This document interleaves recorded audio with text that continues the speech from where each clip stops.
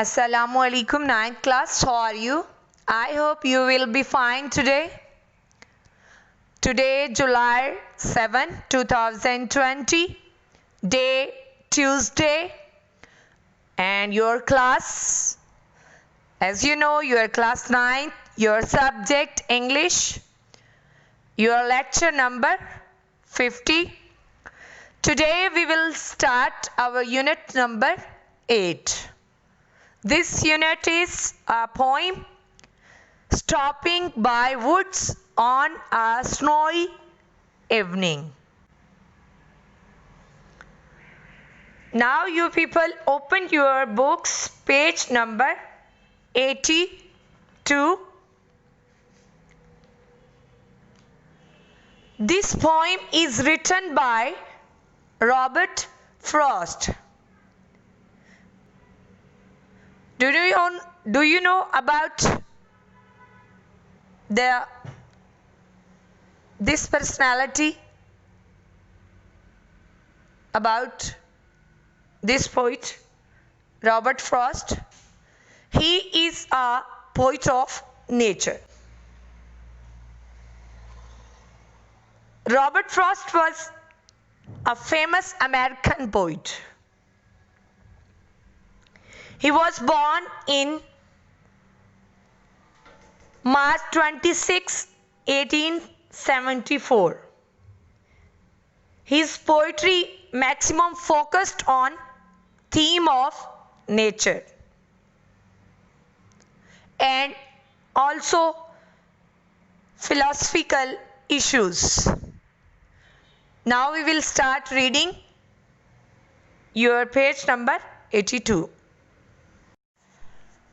Whose words these are, I think I know. Whose? किसका है ये? Woods, jungle. These are, I think, कहता ये जिसका भी है, I think मेरा ख्याल है, I know मैं जानता हूँ. ये जंगल किसका है? मेरा ख्याल है, मैं जानता हूं. His house in the village, though अगरचे, village गांव. His house उसका घर, उसका घर अगरचे गांव में ही है. He will not see me. He will नहीं पाएगा. Not see me, देख, मुझे देख. Stopping, ठहरा हुआ.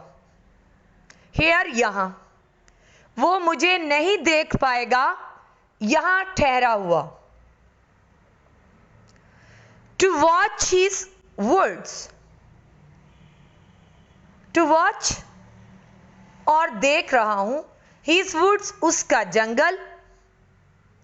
Fill up, भरा हुआ है, लदा हुआ है. With snow, बर्फ के साथ.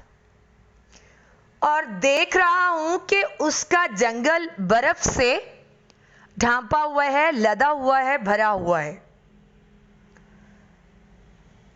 This is your poem, passage number 1. इसका खुलासा आप या तशरीह इसकी जो है वो सुन लें. शायर जंगल के एक छोटे से इलाके के करीब ठहरता है और वो कहता है कि मैं इस जंगल के मालिक को भी जानता हूं, कि इस जंगल का जो मालिक है वो मेरे करीबी गांव में रहता है. और वो ये भी बताता है कि मालिक को नहीं पता कि वो इसके जंगल के करीब ठहरा हुआ है. यानी ये पोइट की अपनी फीलिंग्स हैं जो वो अपने इन वर्ड्स में बयान कर रहा है.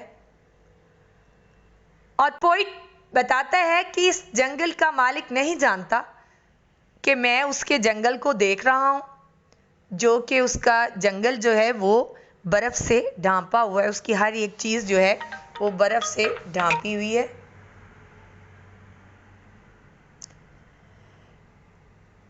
And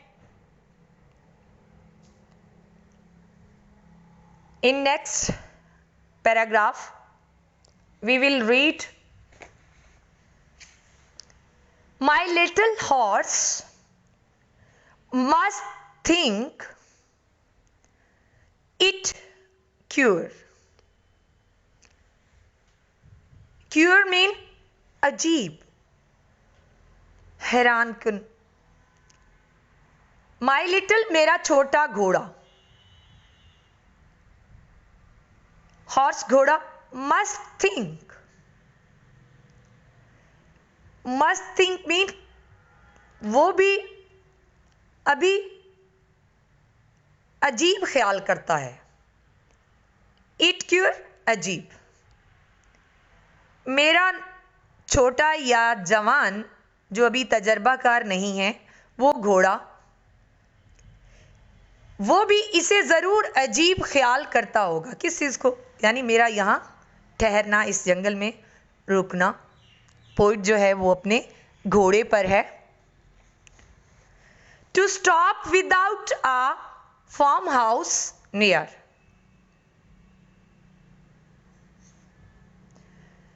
टू स्टॉप रुकना उसका, ठहर गया हूं.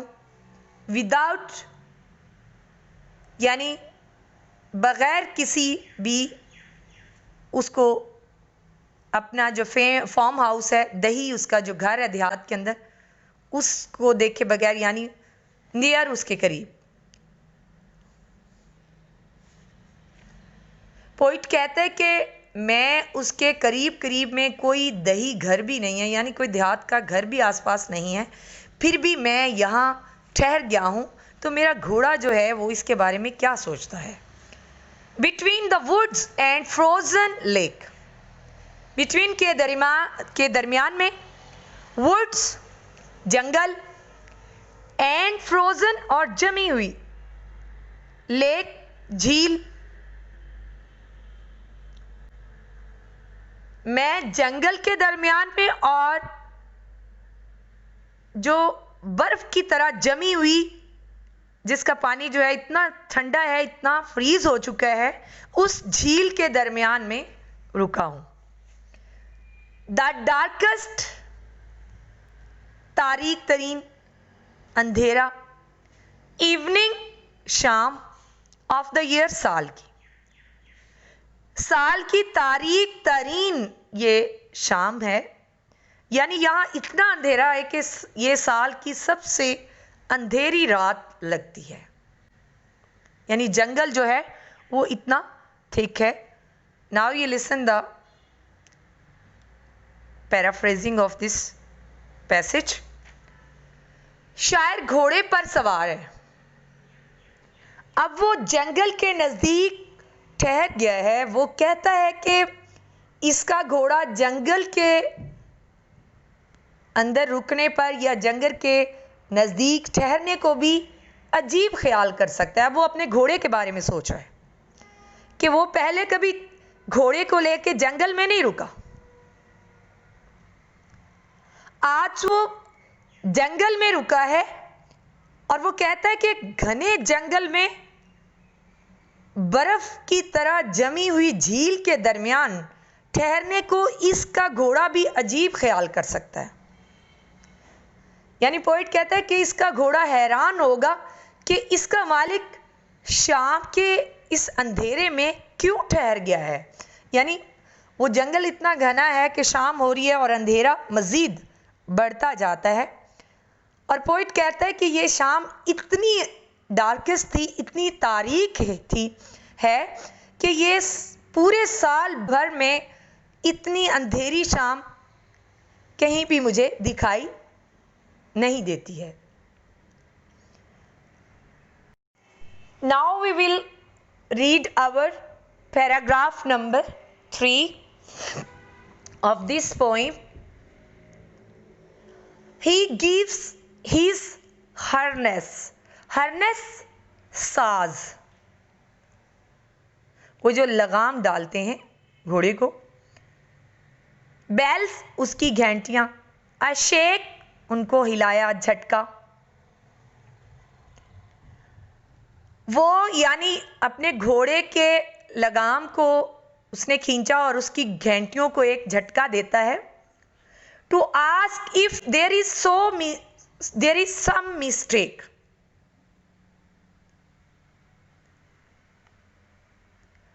यानी उसने घंटियों को इसलिए झटका दिया ये पूछने के लिए, मिस्टेक यानी कोई गलती है, कोई गड़बड़ है। The only other sounds the SVEEP, जो दूसरी आवाज थी, दूसरी आवाज जो है वो महज साए साए की है, यानी कि जंगल में हवा के चलने की वजह से जो पत्तों के शोर या आवाज है उसकी है। ऑफ इजी विंड, इजी हल्की हल्की, विंड हवा, एंड डाउनी फ्लेक, डाउनी नरम, फ्लेक जरे बर्फ के जरे, जो हल्की हवा चलने और बर्फ के नरम जरों के गिरने की है।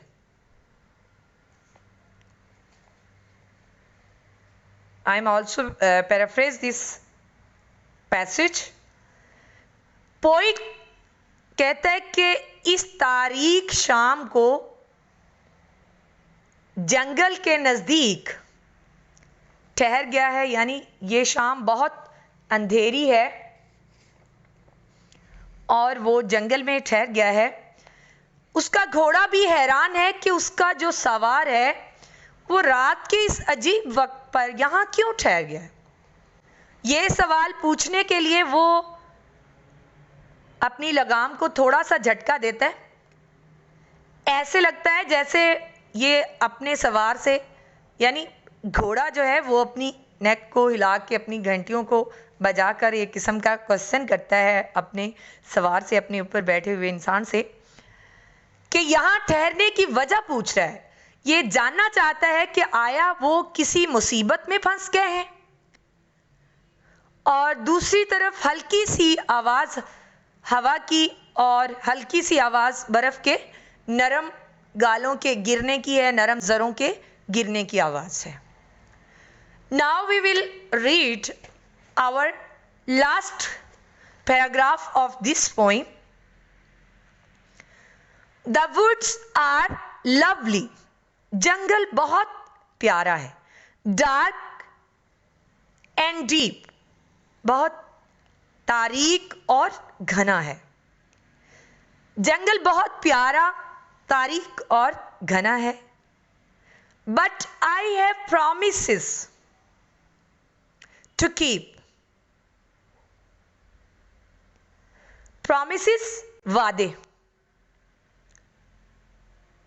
But लेकिन I have,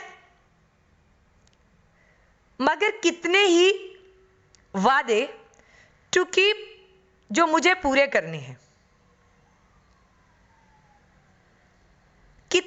मगर कितने ही वादे हैं जो मुझे पूरे करने हैं। यानी पोइट कहता है कि मैं यहाँ इस जंगल में ही रुका नहीं रहूँगा, मुझे बहुत सारे वादे जो हैं वो पूरे करने हैं। And miles to go before I sleep,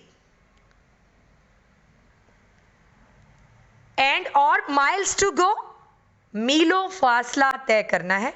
before I sleep, सोने से पहले, और सोने से पहले मुझे मीलों फासला तय करना है। And miles to go before I sleep, और सोने से पहले मुझे मीलों फासला तय करना है। ये उसके एंडिंग पोइट्री है, एंड के अशार हैं जिसमें वो अपनी पोइम को कंप्लीट करता है। I am again paraphrase this paragraph. शायर जंगल में तस्कीन अमेज़ नज़ारा पेश करता है और ख़ूबसूरती को दिखाता है कि जंगल कितना घना होता जा रहा है और इसमें कितना अंधेरा जो है वो नज़र आ रहा है। शायर यहाँ ठहरना चाहता है और ठंडे फरहत बख्श नज़ारे से लुत्फ़ लेना चाहता है, मगर इसे याद आ जाता है कि मैं ज़्यादा देर हो गई है मुझे यहाँ रुके हुए, कि इसने बहुत सा काम करना है और इसे मालूम है कि इसने अपना वादा पूरा करना है और इसीलिए उसे वहाँ से चले जाना चाहिए। और वो जानता है कि उसे बिस्तर पर जाने से पहले इन तमाम कामों को सरअंजाम देना है। This is our poem class and your diary is you learn the summary of this poem, and minded 9th class you people learn the summary outstanding from your helping book sunshine।